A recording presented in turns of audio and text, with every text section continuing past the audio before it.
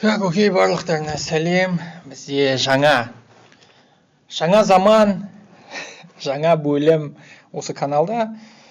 Мына видео айтайық. 300 лайк жинаған соң мен келесі талдауды түсіретін боламын. Нұсқалар өте көп, TOEFL-ға байланысты менде нұсқалар өте көп. Мен түсіруге дайынмын бұның барлығын. Тек қана егер лайктар көп болса, лайктар жиналады, мен бірден келесі талдауды шығаратын боламын.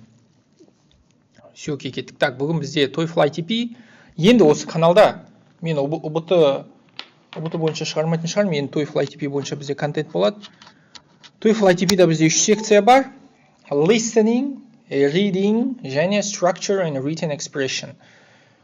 Бізде көбіне осы каналда мен шығарғым келіп жатыр structure and written expression бойынша талдаулар. Бұл ең қиын демеймін. Көпшілік үшін ең түсініксіз секция деп айтсам болады. Себебі IELTS-та да мысалы бұндай бөлім жоқ.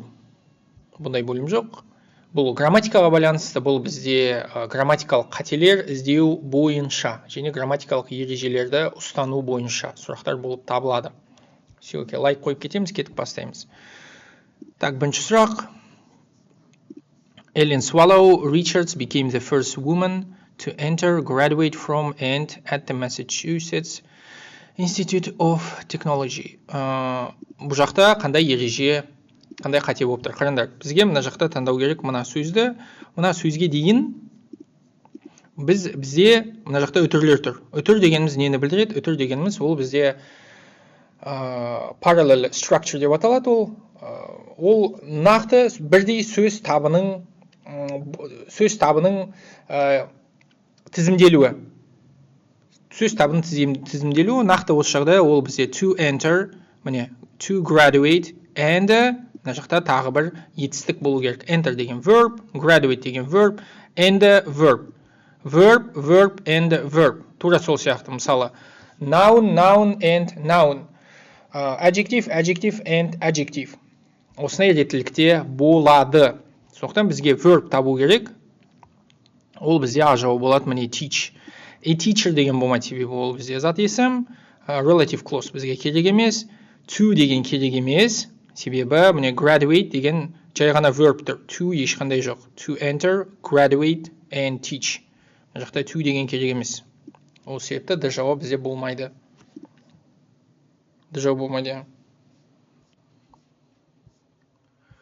Так, келесі coins less approximately 20 times paper bills.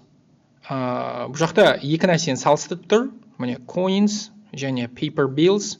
Бұл бізде екі салыстырып тұр. Демек бізге салыстырмалы шырай керек.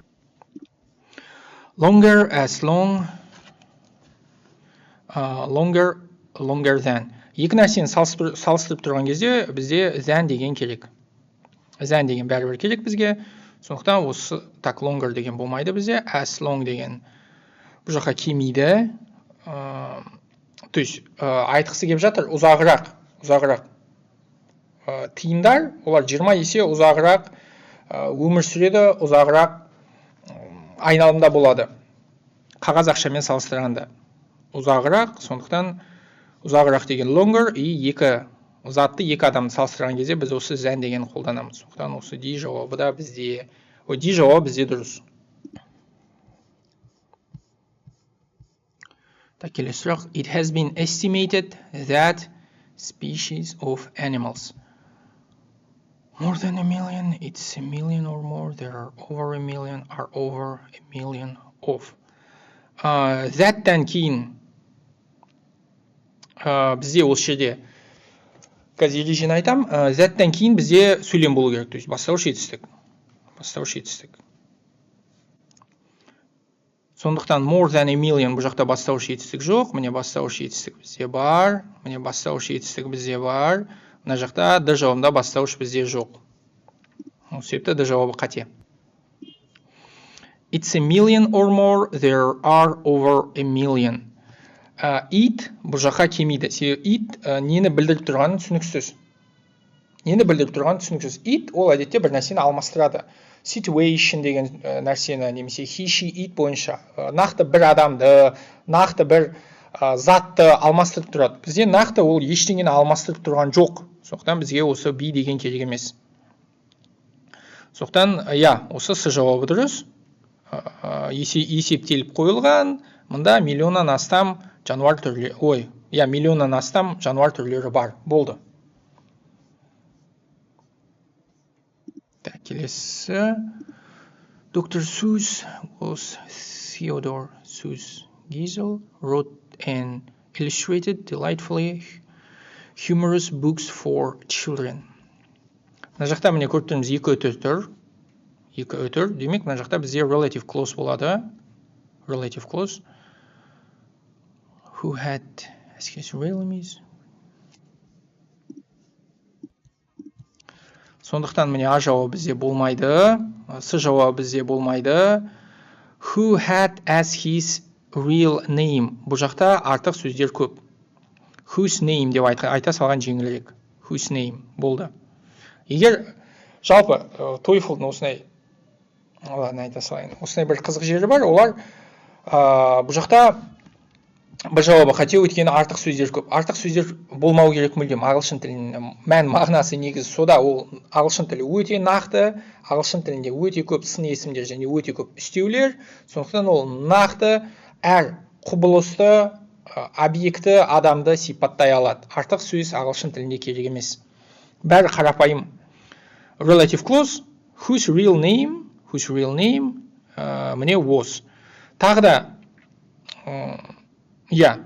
who had as his real name was деген керек емес бұл жерде. Мына жақта етістік бар, had, мына жақта да етістік бар, was. Екеуі бірге келмейді. Екеуі бірге керек емес. Соқтан да жауабы осы нормально. Whose real name и was. Сонда біз көріп тұрмыз, бізде міне бір бастауыш и бір етістік.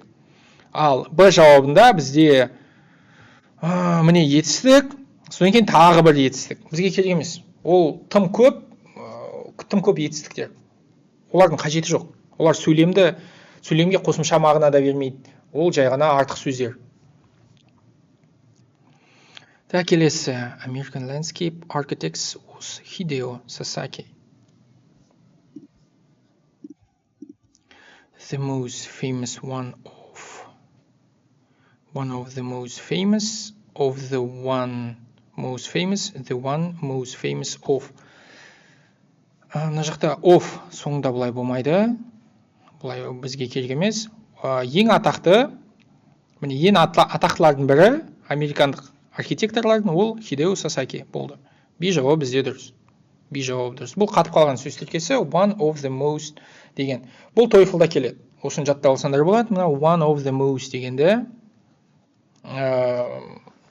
жаттап алсаңдар болады. Бұл бізде келеді. И бұл бізде міне тағы да бір лайфхак айтайын. Ол бізде жекеше. Міне one деген жекеше, was деген жекеше. Осыған мұқият қараңдар. Мынаған назар аударғандар. Architects дегенге себебі көрініп қалуы мүмкін. Мына architects деген көпше, was деген жекеше.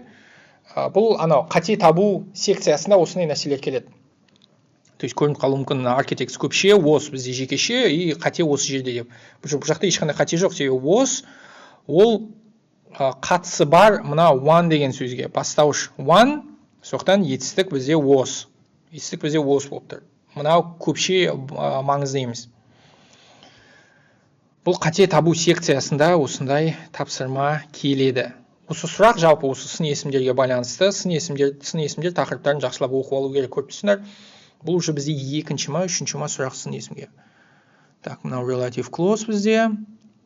Мынау бізде бастауыш етістік. Міне, мынау сын есімге байланысты сұрақ.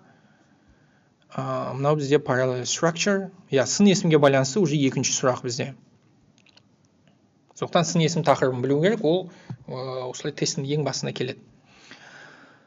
Most young geese leave their nests at an early age and young snow geese are exception дейді. Бізге мұнда сөз таңдауымыз керек. Are not. Егер біз not дегенді қоятын болсақ, бізге керек article. Себебі exception бізде жекеше саналады, сондықтан are not an exception болу керек. Сондықтан А жауабы бізде болмайды. Келесі no, none, never. None зат есіммен былай келмейді. Never деген бұл жақта мағынасыз. Соқтан no деген келеді, и no-дан кейін артикль бізде болмайды. No артикльмен болмайды. Бұл жалпы сұрақ артикль бойынша. Нақты айтқан артикль бойынша. Бұл жақта артикль жоқ, соқтан no дегенді қойған дұрыс. Егер артикль бар болғанда, кезде not дегенді қоюға болар еді. Немесе not дегенді қойғымыз келсе, бізге жалпы артикль керек. Келесі, Vancouver, British Columbia has a temperate climate for a city situated far north. Бұл жерде бізде Ванкувер туралы айтып жатыр, British Columbia. Ода орташа шыдамды климат бар дейді. Қалада орналасқан соншалықты солтүстікте орналасқан қала үшін оларда орташа климат. Сондықтан as so very far north деп айтпайды. By far north деп айтпайды. As бізде келмейді, себебі екі затты, екі адамды салыстырып жатқан жоқ. Әңгіме тек қана Ванкувер туралы. Соқтан B жауабы бізде дұрыс, so far north. Соншалықты солтүстікте орналасса да, олардың климаттары орташа жақсы. Шыдамды. Келесі, Manuel Alonso recorded the customs, language and songs of the people Puerto Rico in his poetry and prose. Beginning, he began, having begun, the beginning was. Бұл жақта міне тұр, міне бастауыш етістік бізде тұр. Сондықтан he began деген бізге керек емес, ол түсінікті, кім екені түсінікті, ол Мануэль Алонсо. The beginning was деген етістік, ол да бізге керек емес. 1849 жылы бастап Мануэль Алонсо осы тілді барлығын жазып алды. Beginning, осы beginning деген жауап дұрыс. Біз білеміз, сөйлемдер бізде бастала алады participle бірден. Сөйлемдер бастала алады бізде participle бірден, и бізге білу керек, одан кейін мына participle бірді істеген адам, ол бізде бірінші болып тұрады. Осыған да мұқият назар аударыңдар. То есть бізде жазылып тұр кім істегені, Мануэль Алонсо. Сондықтан participle бір бізде оның не істегені туралы айтады. Мануэль Алонсо не істеді? Ол бастады 1849 жылы. Beginning осы жылы. Неліктен мына с жауап болмайды? С жауабының ерекшелігі неде? Having плюс етістігі деген perfect participle нені білдіреді? Ол бізде past perfect сияқты қызмет атқарады, ең бірінші іс-әрекетті көрсетеді. Мынандай having етістігі ол ең бірінші болған іс-әрекетті көрсетеді. Бізде мағынасы бойынша қалай? Ол бастады, сосын жазды. Екеуі бірге болды. Ол жазуды бастады, екеуі бірге болды. Егер бізде, мысалы, былай болғанда, ол кетіп қалды саяхатқа, сосын жазуды бастады. Екі бөлек іс-әрекет. Кетіп қалды бірінші, ал жаза бастады екінші. Сонда, давайте схемада түсіндіріп жіберейін. Міне бізде уақыт, мынау бізде уақыт. Міне бұрында екі нәрсе болды. Бірінші нәрсе и екінші нәрсе. Бірінші нәрсе ол бізде міне having етістігіш болады. Біздің жағдайда екеуі бірге болды. То есть бастады және жазды, екеуі бірге болды. Екі іс-әрекет бірге болса, ол бізде не? Ол бізде past continuous. Past continuous'ты білдіреді. Past continuous ол бізде ұқсас participle бірге. Міне, соқтан бізге participle бірге керек. Себебі екеуі бір уақытта болды. Бізде болмайды с жауабы perfect participle. Өйткені ол екі бөлек іс-әрекетті көрсетеді perfect participle. Perfect participle-ге мысал, ол мысалы мама дүкенге барды, сосын мама үйге келді. Міне екі бөлек іс-әрекет. Екі бөлек іс-әрекет болса, ол кезде біз past perfect participle қолданамыз.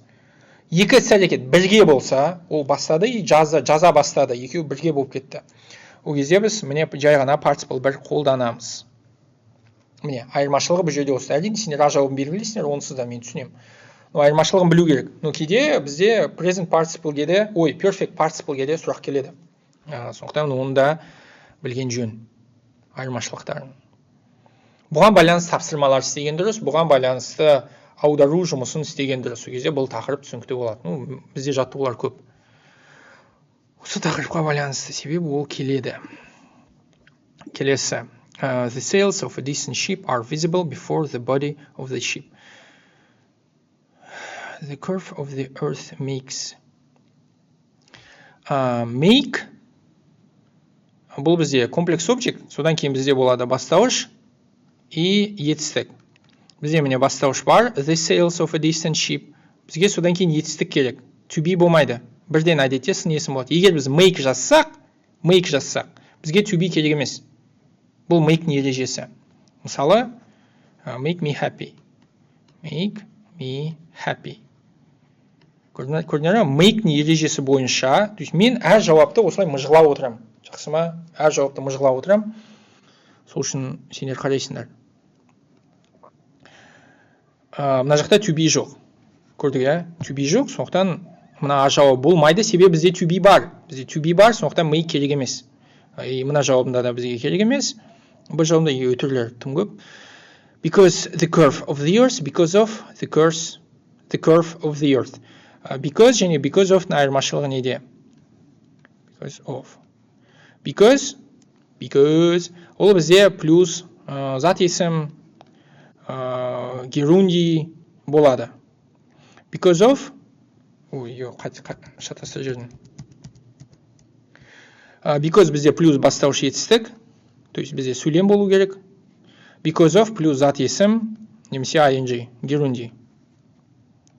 Бізде мына жерде не? Бізде мына жерде зат есім, етістік жоқ. Міне көріп тұрсың, етістік жоқ бұл жерде. Мына жерде де етістік жоқ. Сондықтан бізге етістік жоқ, бізге because керек емес. Бізге керек because of. Because of the curve of the earth ары қарай кете береді. Сондықтан бізде мінедей жауап дұрыс. Өйткені етістік жоқ. Етістік бар болса, бізге жай ғана because керек. То есть бұған мысал, міне, because it was cold. Міне because, міне бастауыш, и міне етістік. Сондықтан because болады. Егер because of it was cold болғанда бұл қате жауап болушы еді. Себебі бастауыш етістік бар болса, of керек емес. И жалпы ереже бойынша preposition плюс зат есім. Герунди. Preposition. Міне preposition болса, бізде зат есім герунди болады. Preposition болмаса, бізде сәйкесінше әдетте бастауыш етістік. Келесі, printing ink is made of a paste which is applied to the printing surface with rollers. It's made to form. Так, printing ink is made to form of a paste. Олай айтпайды. To form of a paste олай айтпайды. Is made the form of a paste. Олай да бізде айтпайды.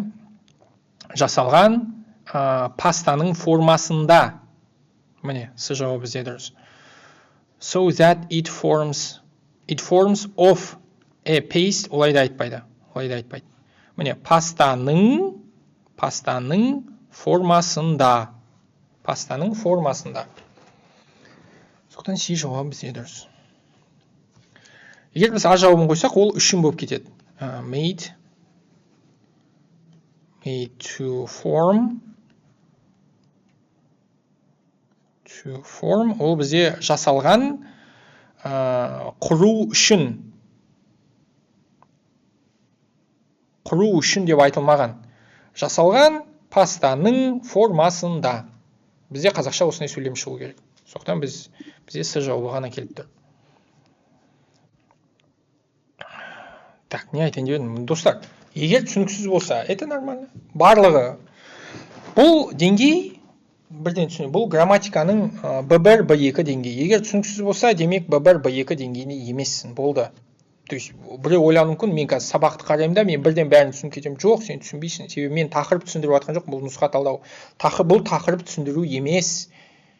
Жақсы ма? Бұны қарап бір гений болып кете, мәселе ода емес. Бұл жай ғана, егер сен барлық тақырыпты білсең, бұл қайталау практика ретінде. Егер сен барлық тақырыпты білмесең, бұны қараудың мағынасы жоқ. Бұл математикамен сияқты. Егер сен көбейту кестесін білмесең, көбейту кестесіне есептердің қараудың мағынасы жоқ. Көбейту кестесін түсініп кетпейсің. Бірінші көбейту кестесін үйреніп ал, сосын көбейту кестесіне есеп шығарасың.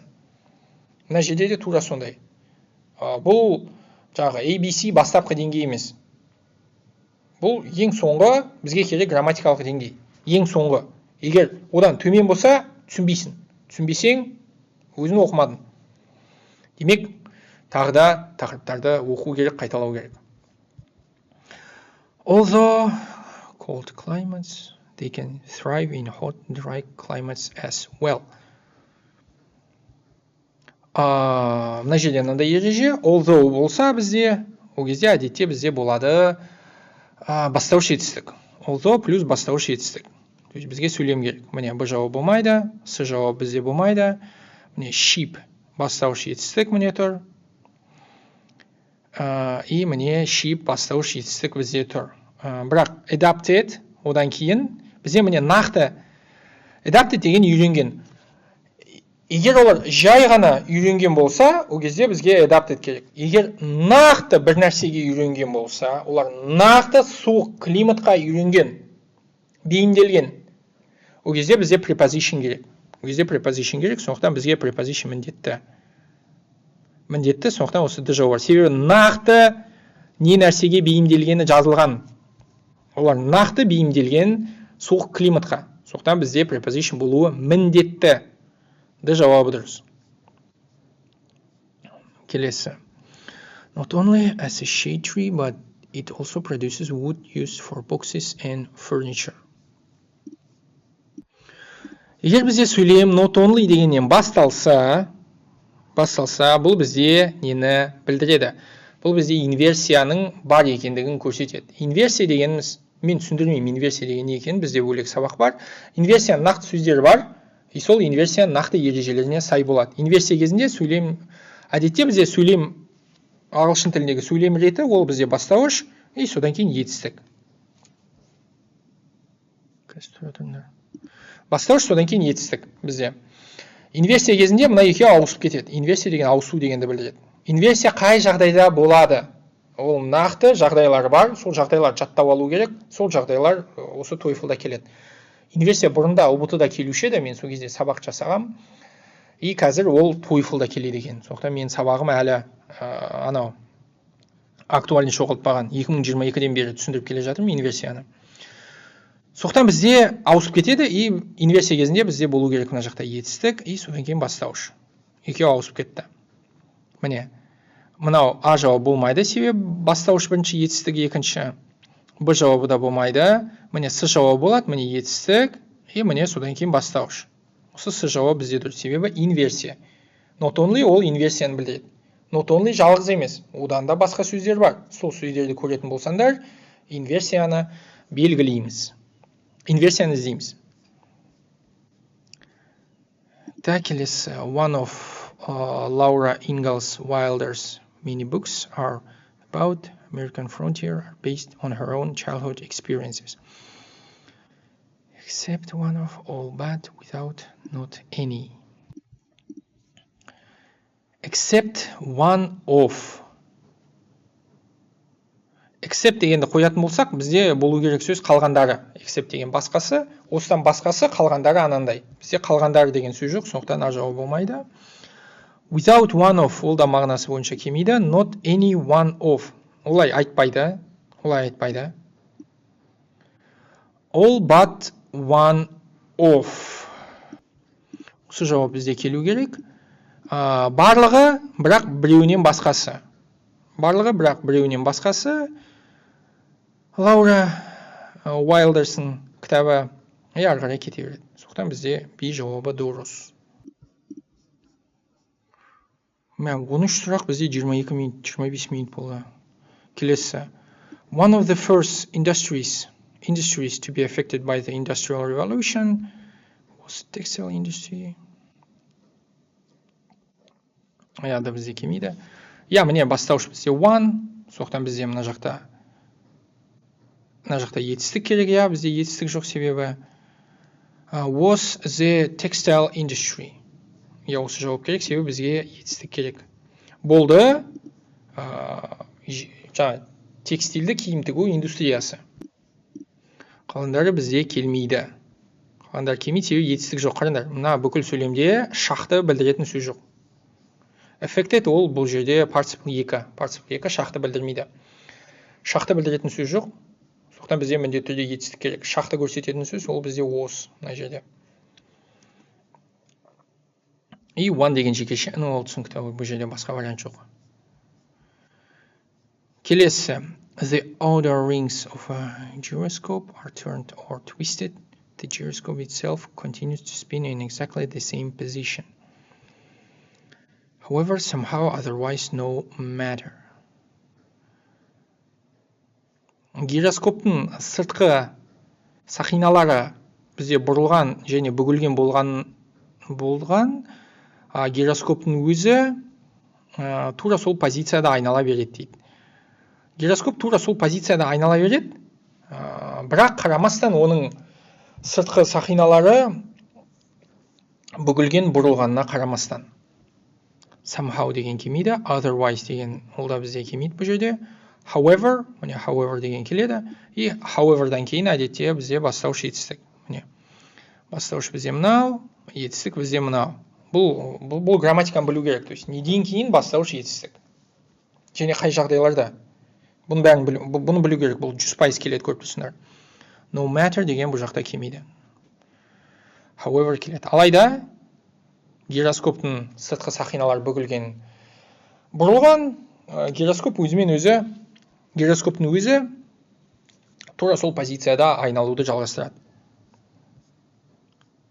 Келесі, бізде міне бірінші 15 сұрақ, айтайық, бірінші 15 сұрақ ол дұрыс жауап табу керек. Ана бос орынға бізге сөз немесе сөйлем қою керек. Жалпы бізде 40 сұрақ астында жазылып тұр. 1-ден 15-ке дейін ол дұрыс жауап табу, 16-дан 40-қа дейін ол қате жауап табу. Қате жауап табу. Міне көрсейін, осындай түрде болады. Бізде мына жақта 4 жауап, міне A, B, C, D. 4 тіркесін сөзін асты сызылған.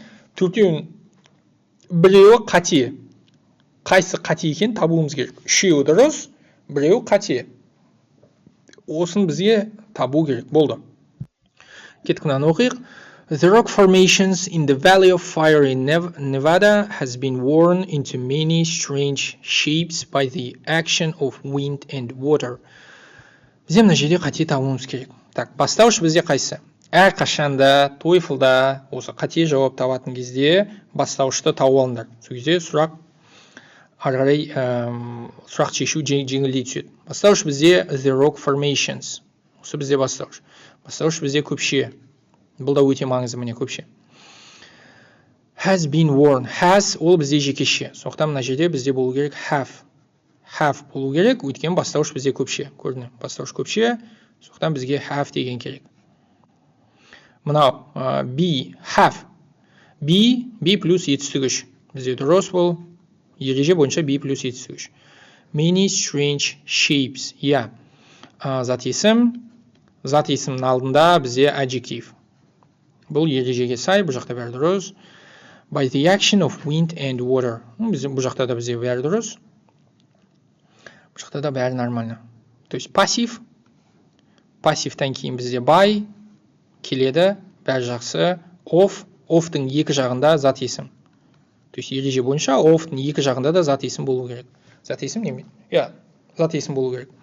Соқтан екеуі де тұр. By деген ол да дұрыс. Қате жауап бізде А. А жауабын белгілейміз, ол бізде қате. Келесі. The author Susan Glaspell won a Pulitzer Prize in 1931 for her play Alison House. Бұл жақта қате табуымыз керек. Автор жеңіп алды. Міне, так, неге бір жауабы дұрыс? Бір жауабы дұрыс, себебі бұл past simple. Past simple бізде жылдармен жүреді. Егер жыл бар болса, ол бізде past simple'ды көрсетеді. Бұл да маңызды нәрсе. Мен жайдан жай бұны көрсетпедім. Егер мына жақта present perfect болғанда ол қате жауап болушы еді. Себебі present perfect ол жылдармен жүрмейді. Жылдармен, нақты уақытпен бізде past simple жүреді. Так, мына жерде мынандай момент. Play деген зат есім, hers дегеніміз ол бізде possessive pronoun. Зат есімен бірге бізге possessive adjective керек. Possessive adjective, сондықтан жай ғана her деген жауап тұрады. Her play. For her play. Болды. Осылай бізде болу керек. The жауабы бізде қате. Осы себепті. Келесі. Haywood Brown was a read widely newspaper columnist who wrote during the 1920s and 1930s.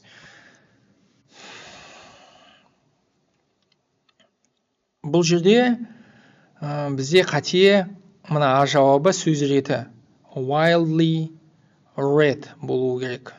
Сөз реті бізде ауысып кеткен. Ағылшын тілінде сөз реті бойынша бізде adverb и содан кейін participle. Осы жағдай participle 2. Past participle болу керек. То есть adverb бірінші, past participle екінші тұрады. Сондықтан мына жерде олар ауысып кеткен. Қалғандарында барлығы дұрыс. Researchers in economics, psychology, and marketing can help businesses. Economics дұрыс, marketing дұрыс, can-нан кейін package болады, дұрыс. Researchers ол бізде көпше болмайды. Сондықтан а жауабы бізде қате.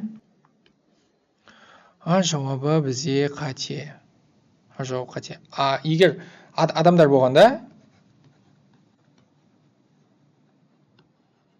chairs. Осылай болғанда, ол нормально. Ол ғалымдар, зерттеушілер дегенді білдіреді. Ал зерттеулер, олар жекеше болады. Сондықтан жауап бізде қате. Келесі, because of their color and shape, seahorses blend so well with the silhouette in which they live that it is almost impossible to see themselves. Так, because of зат есім бізде тұр. Жауап нормально. Blend so well. Blend. Verb. Now adverb. Тоже нормально. Now галочка. With a silhouette in which they live. Қайда олар тұрады? Тоже бәрі нормально. Плюс дейін. That it almost impossible to see. Seahorses өз-өзін көрамайды дейді. Жоқ, seahorses көрамайды. Silhouette blend so well with the silhouette in which they live. Impossible to see. Олар өз-өздерін көрамайды емес, бізге көру оларды. Жоқ, бізге көру оларды. Оларды seahorses. Seahorses-тарды бізге көру мүмкін емес. Себебі олар сондай they blend so well. Өте жақсы. Бұлай түстері бір-біріне шағысып келеді. Түстері бірдей болып кетеді. Біз оларды почти мүмкін емес көру оларды. Seahorses-тарды. Seahorses өз-өздерін емес, бізге seahorses-тарды. Оларды. Сондықтан бұл жерде міне them деген болуы керек. Them. Келесі. Although the social sciences differ a great deal from one another, they share a common interest in human relationships. Although, жаңа айтқам сендерге, although одан кейін бізде болады бастауыш етістік. Different деген сын есім, етістік болғанда ол бізде differ болу керек. Differ. Although the social sciences differ a great deal from one another. Бір-бірінен өте қатты ерекшеленеді. Сондықтан бұл жауап бізде қате, бұл жерде бізде differ болуы керек. Келесі сұраққа көшейік. 22. Herman Melville's novel Moby Dick describes the dangerous, difficult, in other violent life aboard a whaling ship. Так, Герман Мельвильдің новелласы, романы, бұл жақта бәрі дұрыс. Dangerous, difficult, and often violent. Difficult деген бізде міне сын есім. Жаңағы мен айтқандай, сын есім, мынауда сын есім, and сын есім. Бәрі бізде сын есім болу керек. Violent бізде сын есім. Соқтан мына жерде бізде сын есім керек. Dangerous болу керек. Dangerous, difficult, and often violent life. Aboard a whaling ship. Соқтан қате жауап бізде B. 23. Near equator, the slant of the sun's rays is never great enough to cause temperatures to fall below the freezing point. Бұл жерде бізде near equator, the slant of the sun's rays is never great enough. Нормально. Зат есім инфинитив нормально. Ереже бойынша below the freezing point нормально. Near the equator. Near the equator. Бұл жерде бізде артикль қалған. Соқтан бізде А жауабы қате. Экватордың жанында. Жалпы мен кеңес беремін, әрине қате жауаптарды іздеуге. Мынадан кейін дұрыс жауаптарды іздеуге. Дұрыс жауаптарды тауып алыңдар. Сол кезде ең болмаса қиналып жатсаң да наугад белгілесең де 4 жауаптың арасында наугад белгілемейсің, 2 жауаптың арасында наугад белгілеуге болады. Ол кезде ол жақсырақ. 4 жауаптың арасында наугад белгілегенше. Stephen Hopkins was a cultural and political leadership in colonial Rhode Island. Стивен Хопкинс міне ол бізде адам. Артикль, демек, артикльден кейін political сын есім, and сын есім, бұл бізде дұрыс. Leader, жай ғана лидер бізде болды. Leadership емес. Стивен Хопкинс бізде лидер болды. Сондықтан осы С жауабы бізде қате. Келесі, a mouse bird's tail is double as long as its body. Мына құстың құйрығы дейді. 2 есе ұзынырақ оның денесінен. 2 есе, as деп айтқан кезде, 2 есе ол бізде twice болу керек мына жерде. Twice. As ол бізде міне times дегенмен жүреді. Рет дегенмен жүреді. Times болу керек бізде. 2 рет ол бізде сәйкесінше twice. 3 рет. 3 times, 4 times, 5 times. Ол жерде бізде twice болу керек. Is twice as long as its body. Келесі. Так, давайте тағы да жақында жерейін. Көрініп тұр ма? Көрініп тұр. The Uinta Mountains of northeastern Utah are the only range of mountains in North America that runs from east and west for its entire length. The only, нормально, that runs, okay, from east to west, from to. Шығыстан батысқа ол to west болып табылады. Так, келесі. The tools used most often by floral designers are the knives, scissors, and glue gun. The tools, okay, нормально, are used most often, тоже нормально, by designer, that is floral designer, нормально, are the knives, scissors, and glue gun. Қараңдар, бұл жерде gun деген жекеше, singular, мына жерде де singular and singular болу керек. Singular and singular, scissors ол түсінікті, оның жекешесі жоқ, ол өзі сондай сөз. Always as a plural. Соқтан мына жерде жекеше болу керек. Ол бізде міне knife болады. Так, қателесіп отырмын. Knife. Өйткені gun деген жекеше. Осы жекеше. Демек, мына жерде де бізде жекеше болу керек. Жекеше and жекеше. Зат есім and зат есім. Етістік and етістік. Осы реттілікке қараймыз. Егер мынандай and дегендер бар болса, әдетте қате сол жерде. Осылайда әдетте қате сол жақта өздерін көріп тұрсыңдар. Бұл уже бізде 3-ші ма 4-ші ма сұрақ. Осы parallel structure бойынша сол жақтан байқай аласыңдар. Келесі, most types of dolphins live at less 25 years and some species may reach 50 years of age.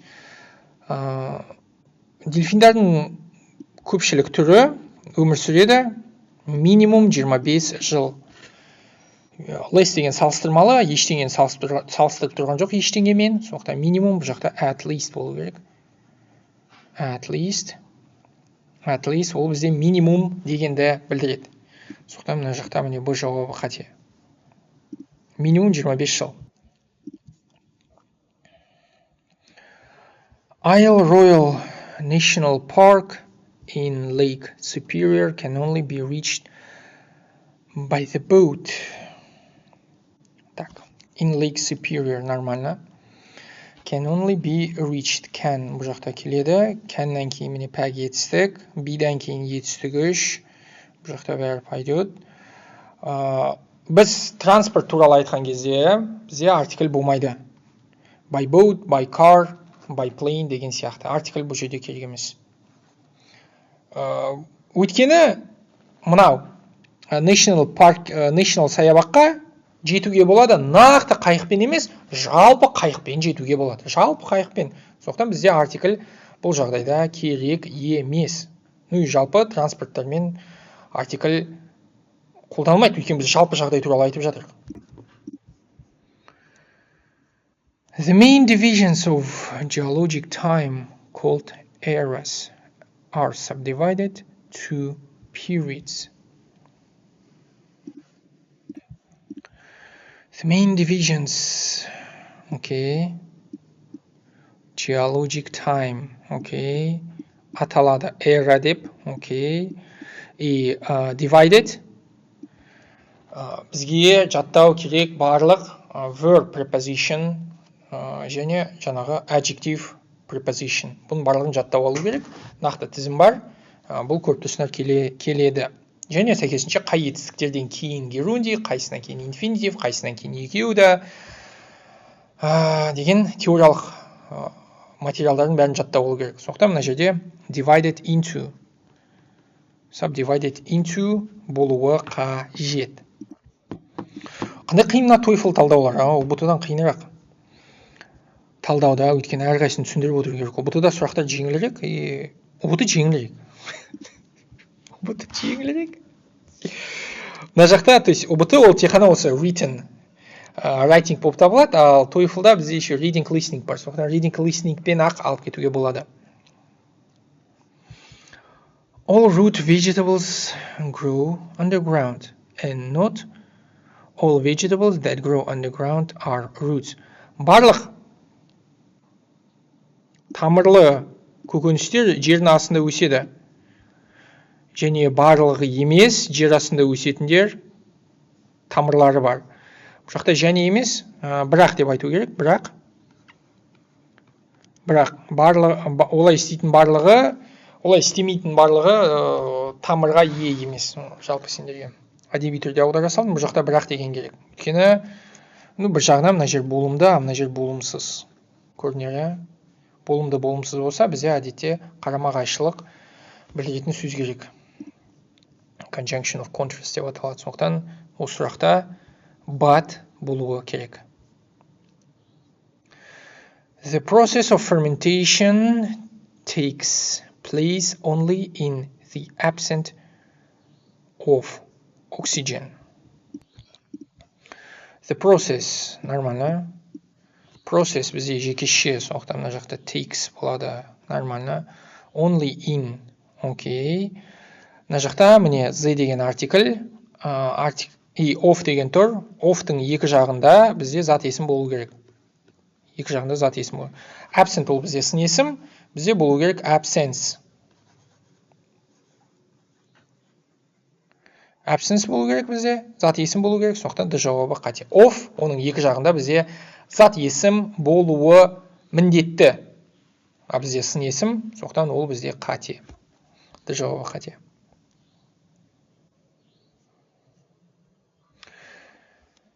In about 1920, experimental psychologists have devoted more research to learning than to any other topic. Так, бұл жерде шақ, мынау көпше, так что бәрі дұрыс бұл жерде. Have көпше, psychologist көпше, сондықтан psychologist бұл жақта проблема жоқ. Devoted to ing тоже нормально бұл жерде, ештеңе ондай жоқ. Any other topic ол да дұрыс. И көріп present perfect. Жаңағы мен сендерге айтқаным, жаңағы естеріңде ме? Ең басында сұрақ талдадық анау. Жылдармен бірге past simple болады деген. Жоғарыда айтқан мен алдыңғы сұрақтарда. Бізде present perfect. Сондықтан жылдар бізде болмайды. Жыл бізде болмайды. In пәленше ол past simple сигнал сөзі. Ал бізде present perfect. Сондықтан present perfect ол дұрыс. Асы сызылмаған. Демек мына жерде қате. Сондықтан бұл жерде болу керек present perfect болғандықтан since 1920-дан бастап психологтар ары қарай зерттеді бла-бла-бла. Сондықтан present perfect болғандықтан бізде in болмайды. In жыл, in 2004 деген сияқты, in плюс жылдың барлығы ол past simple болып табылады. Бұрындағы жылдар туралы айтатын болсақ. Present perfect жылдармен нақты, даталармен бірге жүрмейді. Present perfect бұл бізде бұрыннан қазірге дейін дегенді білдіреді. Transfer taxes are imposed on the sale or exchange of stocks and bonds. Так, to be, етістігіш, нормально. Preposition дұрыс. The болса бізде артикль болады. The плюс, артикль деп бұн ғой. The плюс зат есім. Exchange зат есім. Sell ол бізде verb. Бізде керек бұл жақта sale. Sale болу керек, сондықтан B жауабы қате. Sell ол verb, ал the плюс зат есім. Сондықтан sale деген жауап бізде болуы керек. То есть көріп тұрсыңдар, TOEFL-да бізде тағы да бір тексеретін нәрсесі ол сөз таптары. Керек жерде зат есім тұру керек, керек жерде сын есім тұру керек, және керек жерде стеу және немесе етістік тұруы керек. Болды. Бізге білу керек, қай жерде не тұратын. Of екі жағында зат есім болады. Артикльдан кейін зат есім болуы міндетті. Бірақ артикльдан кейін біз қоя аламыз, мысалға сын есімді қоя аламыз. Но артикльдан кейін бір зат есім болуы міндетті. Деген сияқты ережелер сөз ретіне қатысты. The sale or exchange of stocks and bonds. Бұл жерде бәрі дұрыс. Exchange of stocks, exchange of bonds. One of the greatest of mountain climbers, Karl Blorok, was the first to climb all of the mountains higher than 14,000 feet in the United States. Так, бұл жерде mountain climbers болу керек. Mountain. Мына жақта жекеше болу керек. Жекеше болу керек, себебі міне зат есім бізде climbers. Mountain бұл жақта сын есім рөлін атқарып жатыр, сондықтан ол жекеше болуы керек. Бұл шамамен, мысалы, сендерге alarm clock деген тіркес. Бұл бізде не? Бұл бізде будильник. И біз айта аламыз, мысалы, alarm clocks деп. Олай айтуға болады, себебі ең басты зат есім ол бізде clock болып тұр. Clock ол өзгереді, clocks деп. Көпше етуге болады. Но alarm дегенді, біз ол да зат есім ғой, alarm деген. Біз бұған көпше қосамаймыз. Көпше қоссақ ол қате болып шығады. Себебі alarm бұл жерде ол сын есім рөлін атқарып жатыр. Сондықтан оған сын есімге сәйкесінше біз көпше қосамаймыз. Көпше қосылады, негізгі зат есімге зат есім қызметін атқарып жатқан.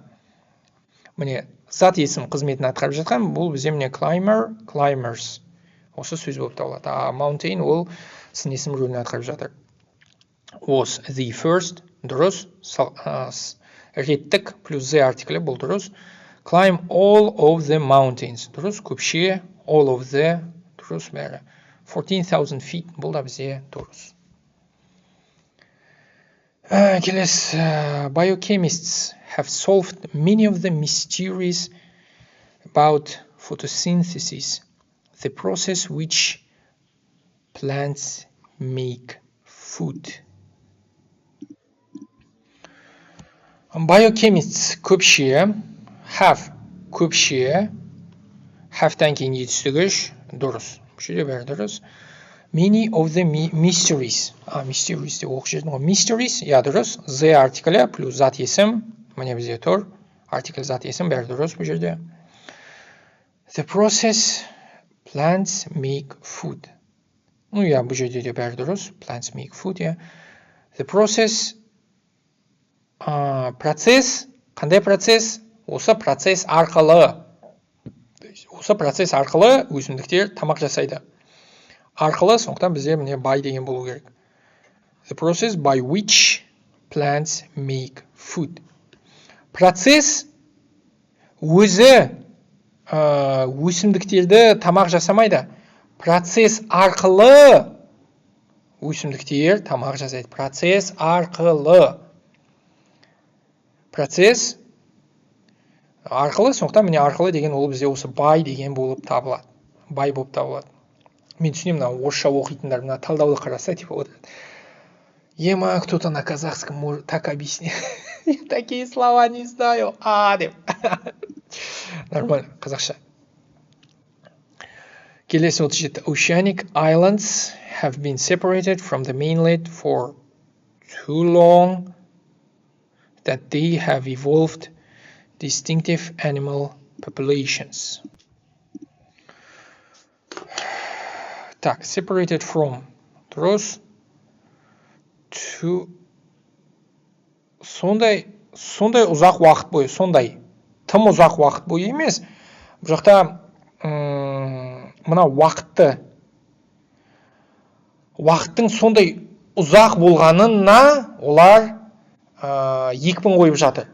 Уақыт сондай ұзақ болды, сондай ұзақ уақыт өтті. Сондықтан сондай ол бізде so. For so long, тым ұзақ емес. Тым ұзақ болса, ол жаман нәрсеге апарады. Егер біз тым ұзақ деп айтатын болсақ, ол жаман нәрсе туралы айтып жатырмыз. Ал біз бұл жақта жаман нәрсе туралы айтып жатқан жоқпыз. Біз жай ғана уақыттың ұзақ өткені туралы ғана айтып жатырмыз. Сондықтан сондай ұзақ уақыт бойы. They have, дұрыс. They have evolved distinctive animal populations. Дұрыс. Би жауабы бізде қате, мына жерде нормально бәрі. Populations тоже бізде нормально. Certain species of penicillin mold are used to ripe cheese. Certain species, дұрыс, кейбір түрлі пенициллин түрлері қолданылады, дұрыс. Species көпше, are көпше. Бұл жақта да тоже бәрі дұрыс. Are етістігіш, бұл да дұрыс. To, одан кейін бізде to плюс әдетте verb болады. To плюс verb. Үшін. Соқтан to ripen болуы керек. Ripe ол бізде сын есім болып табылады. Андай, ірімшік пісу үшін, ірімшік дайын болу үшін. Болу үшін бұл жақта міне to, и to'дан кейін бізде verb керек. Жаңағы мен айтқандай, сұрақтар бұл жерде қандай? Бізге білу керек, қай жерде зат есім тұрады сөйлемде, қай жерде сын есім тұрады сөйлемде, қай жерде adverb тұрады сөйлемде, және қай жерде verb тұрады сөйлемде. To плюс verb. Болды. Артикль плюс зат есім. Немесе артикль плюс сын есім плюс зат есім. Because плюс бастауыш етістік. Because of плюс зат есім. Міне осындай реттілікті жатқа білу керек болды. Many of the important products obtained from trees. One of the most important is wood pulp, which is used in paper making. Ағаштардан products obtained from trees, бұл жақта бәрі нормально. Ағаштардан алынатын көптеген маңызды өнімдердің арасынан, соқтан бұл жерде бізде қате мынау сөз реттілігінде тұр. Нақты айтқанда, бұл жерде of the many болу керек. Of the many important products obtained from trees. Ағаштардан алынған көптеген маңызды өнімдердің, солардың біреуі, one of the most important, ең маңыздысы, бұл жақта бәрі дұрыс, one of плюс superlative adjective, бұл дұрыс бізде. In paper making, дұрыс, in preposition плюс герунди. Бұл жақта бәрі бізде дұрыс. Тәге соңғы сұрақ, not longer are contributions to the advancement of industry made primarily by individuals. Міне, қуып кеткен бір күрделі сөйлем сияқты көрінуі мүмкін. By адамдар, демек пассив, бұл нормально. Бұл бізде нормально. By плюс пассив, ол дұрыс. The плюс зат есім, бұл дұрыс. Бұл бізде дұрыс. Are, міне, пассив дегеніміз не? Міне, to be плюс етістігіш. Еще by. By пассивтің бар екенін көрсетеді, сондықтан ол бізде міне be мен D жауабының дұрыс екенін дәлелдейді. Өйткені by плюс пассив. The плюс зат есім, meant, зат есім суффиксі government деген сияқты, ол дұрыс. Сондықтан қате жауап бізде A, бұл жақта болу керек not longer деген бір түрлі, no longer. No longer are contributions to the advancement of industry made primarily by individuals. No longer қатып қалған сөз тіркесі. Болды, осы сөз тіркесі бізге керек. Not longer деп айтпайды. Все окей. 300 лайк. Содан кейін мен келесі талдауды шығаратын боламын. Почти 1 сағаттық талдау. Бұнда интернетте жоқ. Мен серьезно ең бірінші адаммын бұны жасап жатқан. Соқтан лайктарыңды күтем. Содан кейін келесі талдау міндетті түрде болады. Лайк болмайды, талдау болмайды. Сау болыңдар.